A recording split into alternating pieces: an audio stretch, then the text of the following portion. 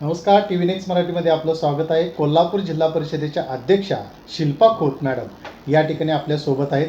Madam, तुम्ही जिल्हा परिषद सदस्य म्हणून निवडून आला आणि निवडून आल्यानंतर पदाची जी काही रेलचेल सुरू होती, अवघे 7 ते 8 सदस्य यासाठी पदासाठी इच्छुक होते. परंतु तुम्ही असं कधी स्वप्न पाहिलं होतं का की ह्या अध्यक्षपदाची माळ आपल्या स्वतःच्या गळ्यामध्ये पडेल? नाही, कधीच नाही. अच्छा. काय वाटते तुम्हाला, अध्यक्षपद तुम्हाला मिळालं आहे त्याबद्दल तुम्ही काय सांगाल? मी गावात केलेली कामं, अच्छा. कोरोना सेंटर उभं केलेलं आणि प्रत्येक लोकांच्या अडचणीला, सुखदुःखात आम्ही कायम साथ असतो आहे. मी, माझे मिस्टर सगळे असतो आहे आम्ही. त्यामुळं साहेबांना पण माहीत होतं की हे पुढे जाऊन काहीतरी करू शकतात. बरं. आणि गावातील लोकांनी सगळ्यांनी आमच्यावर विश्वास ठेवून मला सदस्य म्हणून निवडून दिलं. आणि त्यानंतर साहेबांनी सांगितलं की अध्यक्षपद करायचं. साहेबांनी एवढा मोठा माझ्यावर विश्वास ठेवून आणि खोत घराण्यावर विश्वास ठेवला अच्छा.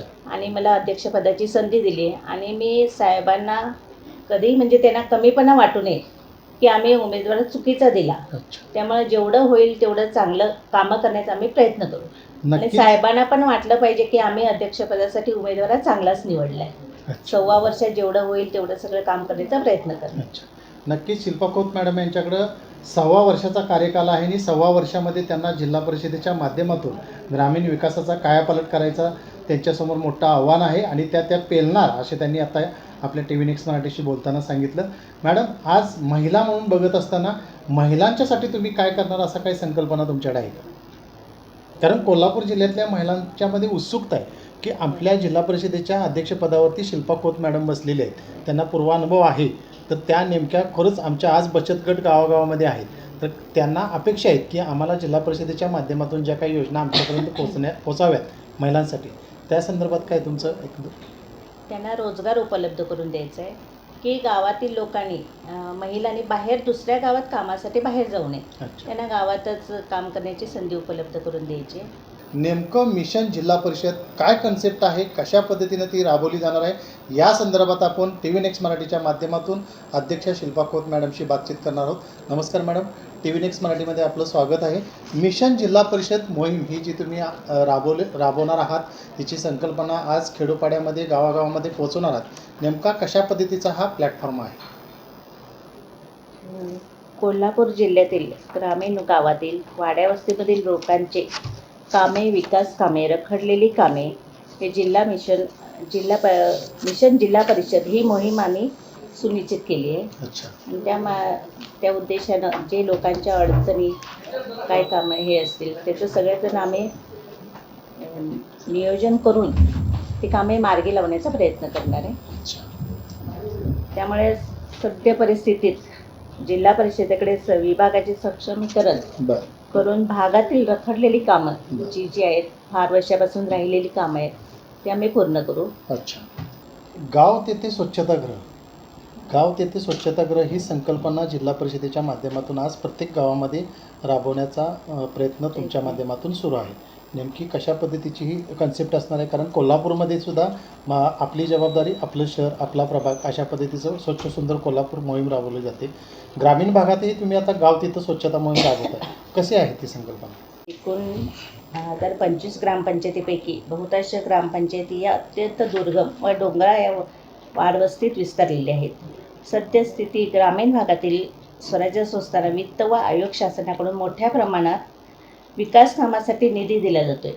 खरं त्याचा व्यवस्थित वापर वगैरे होत नाही आणि एवढ्या वर्षात शासकीय चालल्यामुळं लोकांच्याकडं प्रशासनाचं लक्ष नाही आहे, अधिकाऱ्यांचं लक्ष नाही आहे.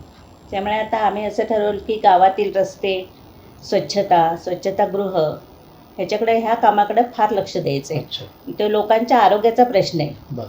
तिथे आधी सगळ्यात महत्त्वाचा विषय येतो की गावातील लोकांचं आरोग्य, ह्याकडं भर द्यायचा प्रयत्न आहे आमचा. म्हणजे 1025 ह्या ग्रामपंचायत जिल्हा परिषदेच्या माध्यमातून येतात. गाव तेथे स्वच्छतागृह ह्या पद्धतीनं तुमचा कन्सेप्ट असणार आहे. आता याबरोबरच तुमचं सौर ऊर्जा स्रोत बसवणं या पद्धतीनं प्रत्येक गावामध्ये ही योजना अंमलात आणणार आहात. ती नेमकी कशा पद्धतीनं कोल्हापूर जिल्ह्यामधील ग्रामपंचायतीमध्ये सौर ऊर्जा स्रोत बसवला जाणार आहे आणि त्याची कन्सेप्ट कशा पद्धतीची आहे? कोल्हापूर जिल्ह्यातील 10,025 ग्रामपंचायतीपैकी बहुतांश ग्रामपंचायती या अत्यंत दुर्गम डोंगरावर वाड्या वस्त्या विखरलेल्या आहेत. सद्यस्थिती ग्रामीण स्थानिक स्वराज्य संस्था, वित्त आयोग व शासनाकडून मोठ्या प्रमाणात विकास कामासाठी निधी उपलब्ध करून देण्यात आलेला आहे. यामधून रस्ते, गटर्स, पाणी व स्वच्छता, हागणदारी मुक्त गाव, समृद्ध ग्रामपंचायत, अभिनव नळ योजना, पाणी पुरवठा योजना, शाळा, अंगणवाड्या माध्यमातून सक्षमीकरण करण्यात आलेले आहे. परंतु सद्यस्थितीतील ग्रामपंचायतींना वीज बिल भरण्यासाठी निधी उपलब्ध नसल्याने ग्रामपंचायत, पाणी पुरवठा ग्रामपंचायत, इमारत, समाज मंदिर, तालमी इत्यादी ठिकाणी असणारी वीज कनेक्शन, विद्युत वितरण कंपनीकडून कनेक्शन तोडण्याचे प्रकार फार मोठ्या प्रमाणात चालू आहेत.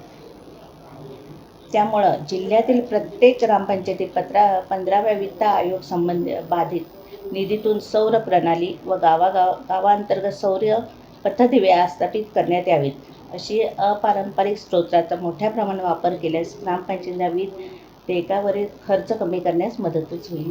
अच्छा, नक्कीच कोल्हापूर जिल्हा परिषदेच्या माध्यमातून आज सौर ऊर्जा स्रोत बसवण्यासाठी प्रयत्न सुरू आहेत. प्रत्येक गावामध्ये असे स्रोत आता बसलेले पाहायला मिळणार आहेत.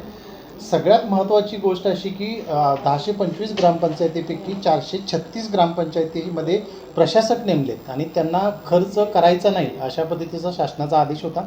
ते खर्च न झाल्यामुळं जो काही बजेट आलेलं आहे त्या बजेटच्या माध्यमातून पुढं लाईट बिल किंवा घरफाळा असेल तर ते पाणीपट्टी मग वायरमॅननी तिथं येऊन कनेक्शन तोडलेत, त्यामुळं संपूर्ण गाव वेठीस धरलं जात होतं.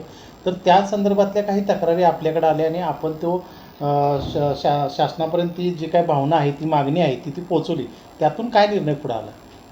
कोल्हापूर जिल्हा परिषदेकडे एकूण 1025 ग्रामपंचायती आहेत. त्यापैकी 436 ग्रामपंचायतीवर प्रशासक नेमणूक करण्यात आलेली आहे. परंतु हायकोर्टाकडून प्रशासक यांना असणारे सर्व अधिकार पुढील तारखेपर्यंत काढून घेतले होते. परंतु लाईट बिल न भरल्यास लाईट कनेक्शन बंद केले असते. त्यामुळे निश्चित गंभीर प्रश्न निर्माण झाला असता. त्यामुळे अत्यावश्यक बाबीवर खर्च करणे आवश्यक असल्याने लाईट बिल, पगार बिल व सर्व दैनंदिन बाबीवर खर्च करण्यास मान्यता देण्यात आलेली आहे. नक्कीच जिल्हा परिषदेच्या माध्यमातून जिल्हा परिषदेच्या मिशन जिल्हा परिषद ही संकल्पना अध्यक्ष शिल्पा खोत यांच्या माध्यमातून आज कोल्हापूर जिल्ह्यामध्ये राबवली जाते. त्यामध्ये सौर ऊर्जा स्रोत असतील किंवा महिलांसाठी स्वच्छतागृह असतील, अतिशय चांगल्या योजना शिल्पा खोत यांच्या माध्यमातून आता साकारलेल्या प्रत्येक गावामध्ये पाहायला मिळतील. नुकताच त्यांनी कार्यभार स्वीकारलेला आहे. सोमवारपासून प्रशासकीय कामांचा धडाका त्यांनी सुरू केलेला आहे. आता येणाऱ्या 2.5 वर्षामध्ये 5 वर्षामध्ये नक्कीच जिल्हा परिषदेच्या माध्यमातून विकासाची गंगा खेडोपाडी उतरल्याची चित्र आपल्याला शिल्पा खोत यांच्या माध्यमातून दिसेल. TV नेक्स्ट मराठीच्या व्यासपीठावर आपण चर्चा केली त्याबद्दल खूप खूप धन्यवाद.